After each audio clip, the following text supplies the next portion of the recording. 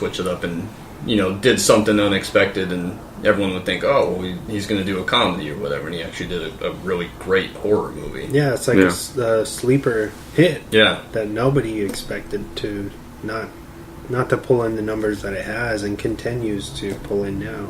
That's like the number 2, right? Or number 1? Highest. Well, I think it's still behind it. Yeah. It's like still the gargantuan now.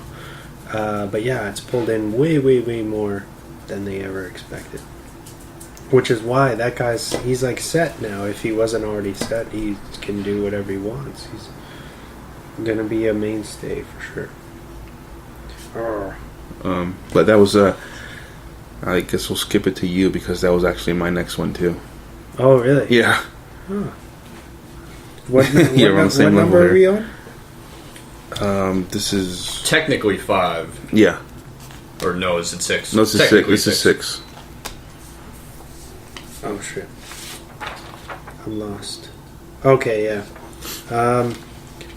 Well, my 6 was I Don't Feel at Home, as I said. Mm-hmm. So I'll skip to 5, which is a film we talked about a little bit in the news, Gerald's Game. Yeah. I guess you guys both haven't seen this, so let me start off by saying that you guys should definitely queue it up and watch it when you get a chance, because it's really good. Really, really good, actually. It's considered a thriller. It's directed by Mike Flanagan, as I said. It runs at 1 hour and 43 minutes. It's got a 90 on Rotten. Nice. What was the movie that Mike Flanagan made before this? I know he did like a good horror movie. Oculus? Have you seen that? Yeah. Is it good? I liked it. Okay. I think I've heard good things about it, but I've never seen it myself. Yeah, it's good. For sure. It's a... Gerald's Game is a Netflix original. It's the synopsis that I wrote is a woman is left tied to a bed after her husband has a sudden heart attack during a sex game.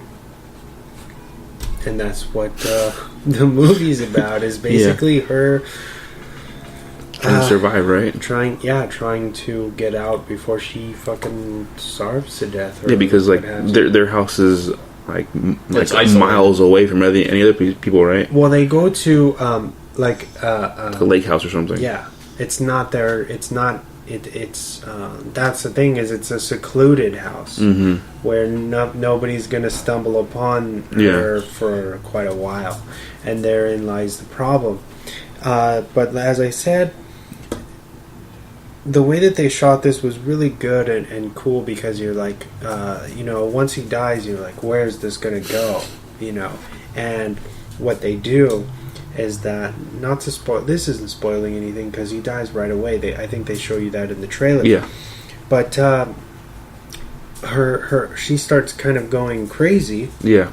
Yeah, in that scenario, and the husband comes back to life, at least in her psyche, okay. Right? And then her, almost like she starts seeing herself, like her another side of her personality comes out as well, and you're seeing these people at the end of her bed, and they're playing as characters. Oh, okay. And that's what I was saying, is you kind of get distracted from the fact that it's all about her being on this handcuffed to this bed and not being able to get free, because then you got all this dialogue with these different characters who are really just in her mind. In her mind, yeah. Yeah, but in that way they push the movie along, and with that being said, there's some crazy gore that you wouldn't be expecting. I know maybe you would, because you read the book, but there's a few things that are, oh man. If they kept them in the movie, there's a couple of pretty gruesome scenes in the book. Mm-hmm. Looking forward to that one. Definitely check it out. I showed Alyssa, and she's like, "Oh, it looks good." I know. I recommended this to my buddy, a coworker of mine, and I guess he's one of the dudes that, like, he'll only watch a movie with, like, he only watches movies with his girlfriend. So if his girlfriend doesn't want to watch it, then he won't watch it at all. Oh, okay. And so he showed her the trailer, and that she got super jealous and was like, "Oh, you just want to watch this because the girl." Oh my god. I just thought that was interesting. But Carla Gugino she's She's pretty good looking. I'll just say that. But yeah, this movie's really good. Okay, that's on my list, as well as XX is on there as well. XX, I can't really say for sure if you're gonna like it. That's a 50-50 whether you'll like it or not. I'll watch it. Yeah. You know. Yeah. I wanted to see it originally, and then I don't know if it was just digitally released. I don't think it was ever released in the theater. And then you recommended it to me, and then you said, hey, it's on Netflix. You can check it out on Netflix. So I put it on the list. Mm-hmm. And I'll watch it. All right, yeah, so everybody watch Gerald's Game. And then we'll pass it on back down to Christopher. Yeah. Okay. Well, Atomic Blonde was my number 5, so we'll jump to my number 4, which is Logan. Yeah. Nice. So I don't know if that made it onto... It made it on my list. Okay. First of all, I'm really proud of you guys for pulling off that screening. Late November. Thank you. That was awesome. I'm sorry I couldn't be there. I had to run stupid Justice League on 70mm. That's ironic, huh? Yeah. Yeah, That's funny. Run up. Well, I guess you. Never mind. You like Justice League a lot more than we did. I was more upset because I had to run it on 70mm. There was absolutely no reason to have that movie on 70mm. Yeah. But anyways, you heard it from the man. Yeah. No. Well, because I was telling James earlier, 70mm is a wide format. Yeah. But that film was not shot on a wide format, so if it's not shot on 70, why present it? Exactly. Mm-hmm. It's weird. Exactly. So they're showing a small picture on a bigger screen with just empty black space on the sides. No. So it was a waste of the screen, a waste of my time too. That's okay. That's okay. So, anyways, Logan is my pick. I'm glad that you guys were able to pull off that screening. I haven't seen the noir version of it. That's awesome. But I would like to check it out. I liked it that they just went all out and like made it a legitimately R-rated movie, made it violent, mm-hmm. Made it bloody the way that anyone with knives coming out of their hands would probably be. Yeah. If they got into a fight. Especially if anybody who's familiar with kind of Logan standalone, mm-hmm. Stories in the comic books, he was, especially in the beginning, a very violent individual. Yeah. Right? So I feel like they're finally giving us the more mature, I guess, comic book readers what we've wanted since X-Men. Yeah. X-Men 1. Yeah. It's just a story for us, mm-hmm. and we got it. And I'm sure that Deadpool coming out and being R-rated and being a big hit kind of convinced Fox to go in that direction. Mm-hmm. I know that they originally had planned the Wolverine to be R-rated, mm-hmm. and for some reason Fox decided at the last minute no. But the Wolverine is fairly violent. Yeah. It's still pretty good. Yeah, and it's a good movie. I just don't like the climax. Mm-hmm. I think the climax is dumb. With that the big silver, with the silver samurai. Yeah. Everything up until that is really good, but I was glad that they were able to pull off the R rating. I know that I think both James Mangold and Hugh Jackman either took a pay cut or made some kind of deal with Fox in order to get it made because Fox was going to take a bigger risk mm-hmm. making it R-rated. Yeah, I think I heard somewhere that Hugh Jackman took a huge, significant pay cut to make the movie. Yeah, rated R because it would be a financial risk for 20th Century Fox to dump however much money into making it, and then have it not connect with people and whatever. But you knew that it was going to do big business. Everyone was excited about it. Wanted to see that. Mm-hmm. Wanted to see an R-rated Wolverine movie.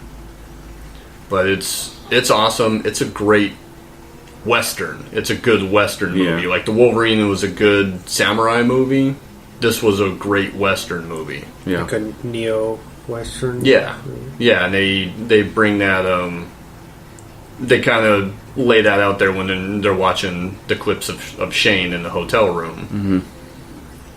But that's awesome. The only thing I didn't like about it was I loved Boyd Holbrook as the villain, but he got a lame death. Yeah. I thought like the kids. I mean, it was cool that the kids killed him, but just that death scene was lame. You know, I really wished it would have been better than what it was. It was like as if that death would have been in the PG-13 version of Logan.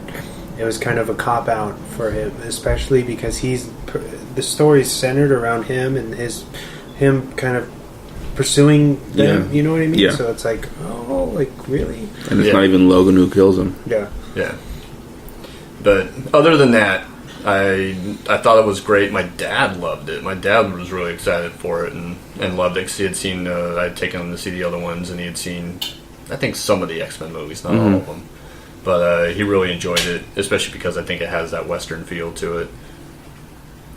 And if you don't get emotional watching the last scene with X-23 standing over his grave and reciting the lines from Shane, then you're a terrible person.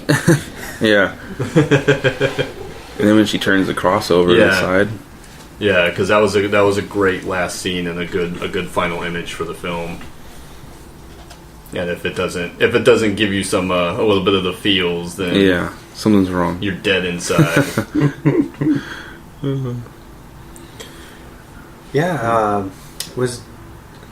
I talked a little bit to Dennis's girlfriend after the screening, Erica, because they actually went. I wasn't expecting them to show up because they weren't there in the beginning. They came a little late, and she said she cried like 3 times. Oh, really? And this is somebody who has no real connection with Marvel or comic book movies or anything. So that's a testament to, I feel like, the power of this movie. You know what I mean? You can definitely touch even people who don't care. Yeah. And you know, it's just a good movie overall, or a fantastic movie, to be honest. Yeah, it's great, and Patrick Stewart's really good in it too. Yes. Yeah. I was surprised. Not that he's not a good actor, but just the depth that his character had in the film. I thought that was great, and that he was really good in it. So he's deserving of some praise too. Yeah, for sure. And what's the girl's name? Daphne King. Do you know where she's from? Spain. Okay, because her Spanish accent's impeccable. Yeah, she's okay. Yeah. That explains it. And that scene at the beginning where they come to collect her at the facility where Logan and it's a great scene, and Charles are was awesome. That was a great action scene. Yeah. I really liked when they meet they get invited for dinner at the family. That's a great build up, and then when things escalate, that was great, and I feel like it sets the tone for the rest of the movie, because you see Logan starts to lose hope and kind of not believe in himself anymore after, because he, spoiler alert, he gets pretty much, or he believes he gets everyone that he cares about killed. So yeah, I don't know if you guys haven't seen this movie yet, which I don't know why you haven't. I don't know where you've been at. Yeah. And what came out in March? And it's I know it's on HBO. HBO's been running it now for the last couple of weeks.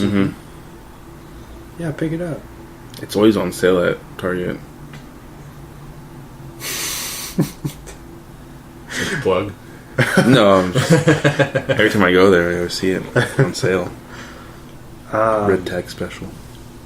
And then when you buy it, does it have the noir version with it? Yeah. Okay, that's cool. If you, I don't know if you've bought it or not already. No, but I will. I hadn't seen the noir version. I wanted to go to the screening and couldn't because of work. But I just want to know if I do pick it up, does it come with the noir version? Yeah. Okay. Yeah, they should have it. While we're talking about the film, that's a beautiful version of it. It looks great. I think